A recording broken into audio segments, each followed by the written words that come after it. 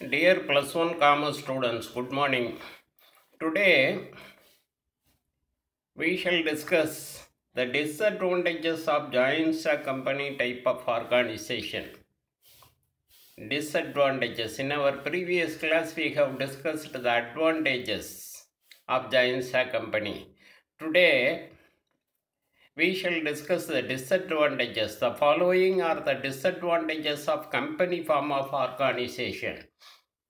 The first one is costly and difficult to form.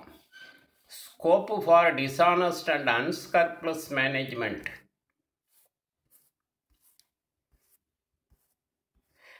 Management oligarchy. Speculation. Lack of interest. Lack of good labor relations. And lastly, high taxation. Yes, நம்ம ஒவ்வொன்றா பார்ப்போம். நிறுவனத்தினுடைய குறைபாடுகளில் முதலாவதாக சொல்லப்படுறது என்னென்னா costly and difficult to form. நம்ம செலவு அதிகம், நிறைய விதிமுறைகள் இருக்குது, சட்டப்படியான விதிமுறைகள் நிறைய இருக்குது. ஒரு கம்பெனியை நினச்சோன்னு தொடங்க முடியாது. தனியார் வணிகத்தை தொடங்குற மாதிரி, கூட்டாண்மை தொடங்குற மாதிரி நினைத்த மாத்திரத்தில் ஒரு நிறுவன அமைப்பை தோற்றுவிக்க முடியாது. அதுக்குன்னு நிறைய ஃபார்மாலிட்டிஸ் இருக்குது, நிறைய சட்டப்படியான செய்ய வேண்டிய பணிகள் நிறைய இருக்குது. அது ஒரு சில நாட்களில் செய்து விட முடியாது.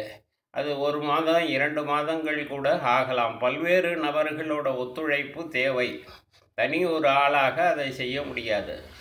Okay, we will see it. Costly and difficult to form. Number of legal formalities must be observed in the formation of a company. To observe these legal formalities, promoters have to spend much time and money. நிறைய பணமும் செலவிட வேண்டியிருக்கு, சட்டப்படியாக நிறைய ஆவணங்கள் தயாரிக்க வேண்டியிருக்கு, நிறைய பணமும் அதுக்காக செலவிடுறது மட்டும் இல்லாமல் நிறைய நேரம் நிறைய செலவிட வேண்டியிருக்கும். தோற்றுவிப்பாளர்கள் இதெல்லாம் செய்தால் தான் ஒரு கம்பெனி டைப் ஆஃப் ஆர்கனைசேஷனை தொடங்க முடியும்.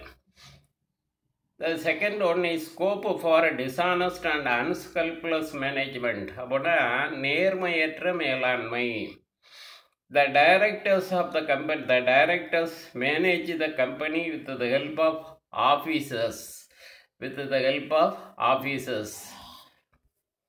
If the directors are dishonest, they may make the personal gain at the expenses of the company. They may misuse the power and position. நிறுவனத்தோட மேலாண்மையை இயக்குனர்கள் தான் செய்கிறாங்க. பங்குதாரர்களால் தேர்ந்தெடுக்கப்பட்ட இயக்குனர்கள் தான் அவர்களுக்கு சார்பாளர்கள். அந்த இயக்குனர்கள் தான் கம்பெனியினுடைய நிர்வாகத்தை செய்கிறாங்க. இயக்குனர்கள் மனசாட்சியற்ற முறையில், நேர்மையற்ற முறையில், தனிப்பட்ட லாபத்திற்காக, சொந்த லாபத்திற்காக நிறுவனத்தோட பணிகளை செய்கிறாங்க. அவர்கள் தன்னோட நிலையையும் அதிகாரத்தையும் தவறாக பயன்படுத்தி மறை லாபம் தேடுகிறார்கள். இது ஒரு பெரிய குறைபாடு. நேர்மையற்ற மேலாண்மை அப்படிங்கிறது நிறுவனத்தில் காணப்படுகிறது. The third disadvantage is management oligarchy. Oligarchy அப்படின்னா சில பேரோட ஆட்சி. Oligarchy means a small group of people having control. நிறைய பங்குகளை வாங்கின பங்குதாரர்கள் சில பேர் இருப்பாங்க. அவங்களோட ஆட்சி தான் நிறுவனத்தில் நடைபெறுகிறது. அவங்களோட ஆதிக்கம், அவங்களோட கை ஓங்கி இருக்கும். Management oligarchy. A few rich persons may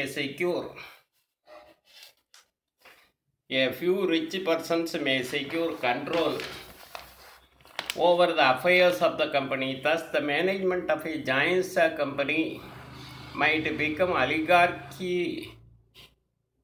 oligarch in character. Oligarchy means a small group of people having control.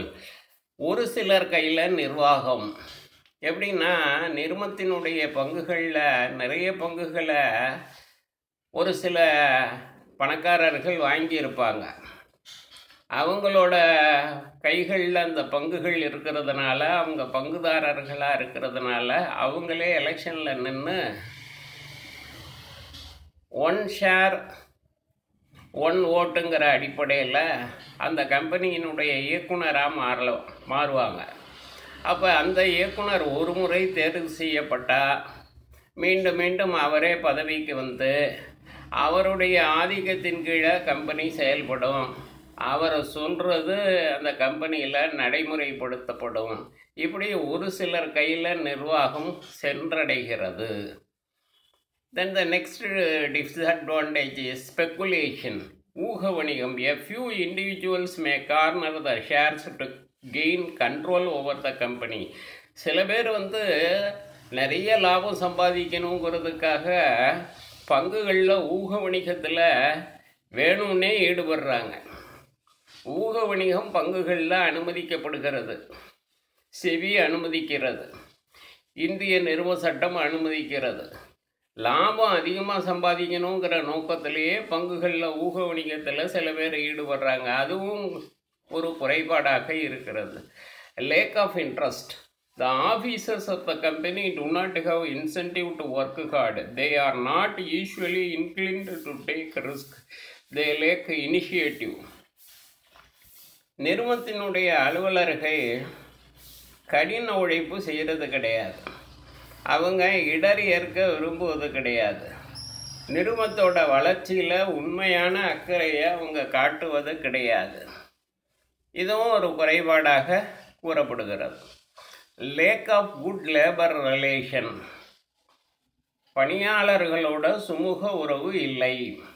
In sole trading business personal supervision is possible, but in company form of organisation there is a lack of personal contact.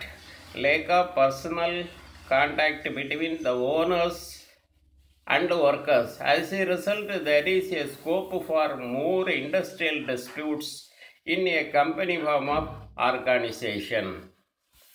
அதாவது சுமூக உறவு இல்லாமல் போயிடுது. நிறுவனத்தினுடைய நிர்வாகத்திற்கும் நிறுவனத்தில் இருக்கக்கூடிய பணியாளர்களுக்கும், நிறுவனத்தில் பணிபுரியக்கூடிய பணியாளர்களுக்கும் நிறுவனத்தினுடைய பங்குதாரர்களுக்கும் நேரடியான உறவே கிடையாது.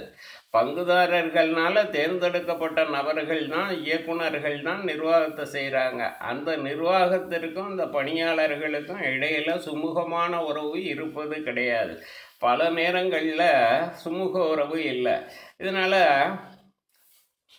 சில பிரச்சனைகள், விவாதங்கள் ஆகியவை ஏற்படுவதற்கு வாய்ப்பு இருக்குது. ஹை டாக்ஸேஷன், அதிக வரி விதிப்பு. ஜாயின்ஸா companies have to pay taxes at higher rates compared to other forms of organisation. மற்ற அமைப்புகளை பார்க்குறப்ப கூட்டு பங்கு நிறுவனத்திற்கு அரசாங்கத்தினுடைய வரி விதிப்பு அதிகமாக இருக்கிறது. Okay students, thank you.